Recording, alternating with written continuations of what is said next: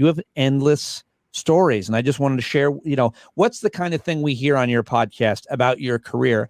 I just heard you talk for like 20 minutes and get a little emotional about your time with David Crosby. You've worked with every major star people can think of, from Neil Diamond to, you just mentioned Michael Jackson. We've heard you talk about Madonna, David Crosby. You're talking about having breakfast with. Give me one of those classic Noel Casler brushes with fame. I mean, you're also like friend. These people love you probably for the same reasons anybody loves you. Go ahead.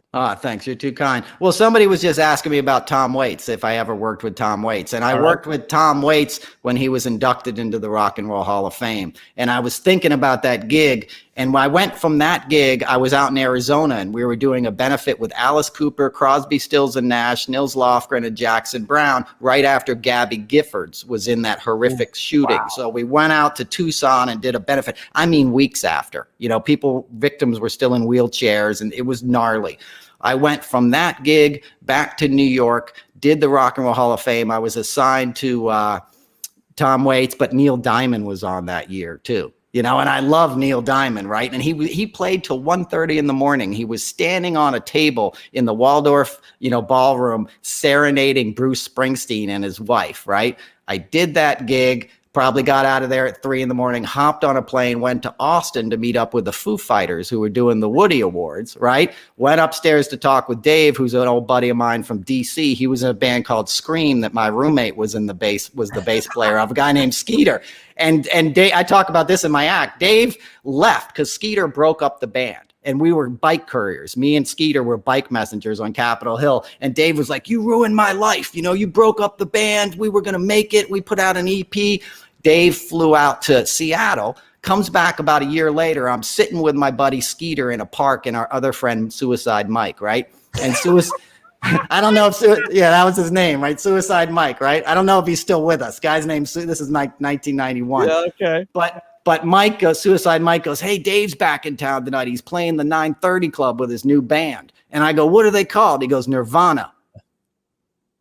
The rest is history. And me and Skeeter were still bike couriers for the rest of the year.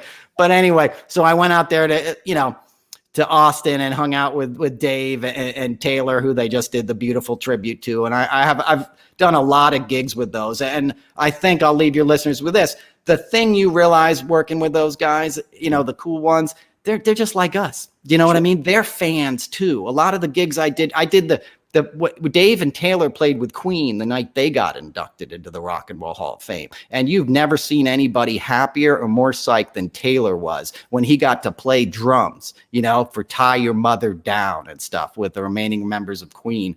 Oh. And I remember Freddie Mercury's mom was there, and how tragic it was that, he'd already been gone for probably 20 years at that point almost. And you're like, wow, his mom is here. And now now Taylor's gone. You know what I mean? Taylor is going to be another inspiration. But if you saw his son playing, I did. Right? I hope everybody did. That was, you don't need to know much other than that he died last year. And he OD'd this year in the spring. And my friend still is tour manager. I'm very close with a lot of people in their organization. My point is, the flame is what matters. It's not the fame, right? It's the passion. It's Graham Nash used to say, they just want to touch the flame.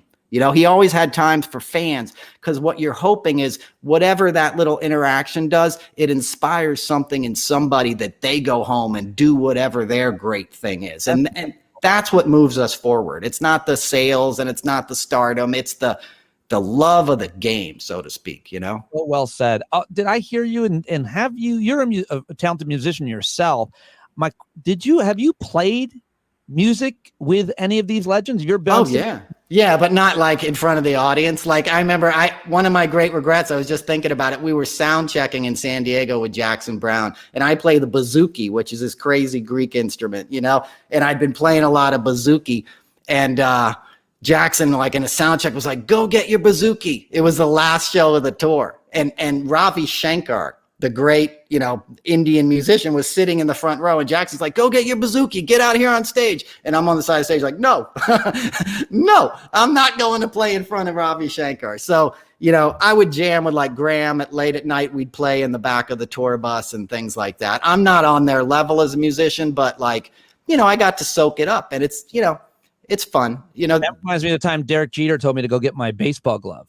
Did he really? Nope. Oh. Nope.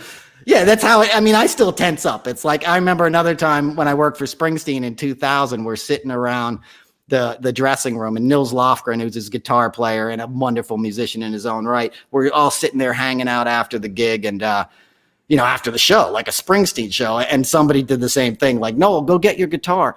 Like they wanted me to play a song for Nils, and I ran out of the room and just like left the gig. I was just like, no. I get stage fright. Comedy is where it comes in for me. Like in terms of a performer, I'm comfortable talking with the mic. I tense up, playing in front of people.